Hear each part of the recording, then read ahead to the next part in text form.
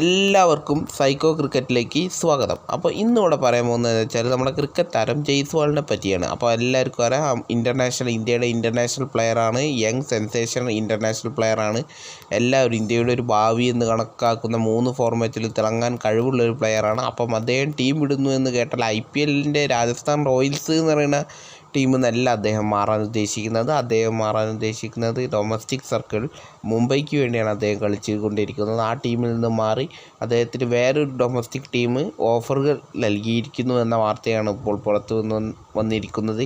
അത് മറ്റാരുമല്ല, മുംബൈ ടീമിൽ നിന്നും ഗോവയിലേക്കാണ് അദ്ദേഹം ചേക്കേറാൻ തീരുമാനിച്ചത് എന്നാണ് അറിയാൻ കഴിഞ്ഞത്. അവിടെ ക്യാപ്റ്റൻസി വരെ ഓഫർ ചെയ്തിട്ടുണ്ടെന്നാണ് പുറത്തു വരുന്ന റിപ്പോർട്ടുകൾ ശ്രദ്ധേയമാക്കുന്നത്.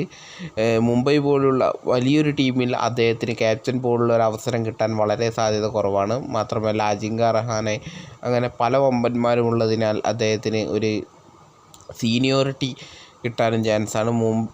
ഗോവയാണെങ്കിൽ താരതമ്യേന ഇന്ത്യൻ പ്ലേയേഴ്സൊന്നും ഇല്ലാത്തതിനാൽ തീർച്ചയായും എല്ലാത്തിനും ഒരു പരിഗണന അദ്ദേഹത്തിന് കിട്ടും. അത് അദ്ദേഹത്തിൻ്റെ കരിയറിനെ എങ്ങനെ ബാധിക്കുമെന്ന് അറിയില്ല. എങ്കിലും അദ്ദേഹം ടീം മാറാനുള്ള ഒരു അപേക്ഷ മുംബൈ ക്രിക്കറ്റ് ബോർഡിന് മുമ്പും സമർപ്പിച്ചിട്ടുണ്ട്. ഇനി അതിൻ്റെ ബാക്കി കാര്യങ്ങൾ മുംബൈ ക്രിക്കറ്റ് ടീം വിശദീകരിക്കുമെന്ന് നമുക്ക് കരുതാം.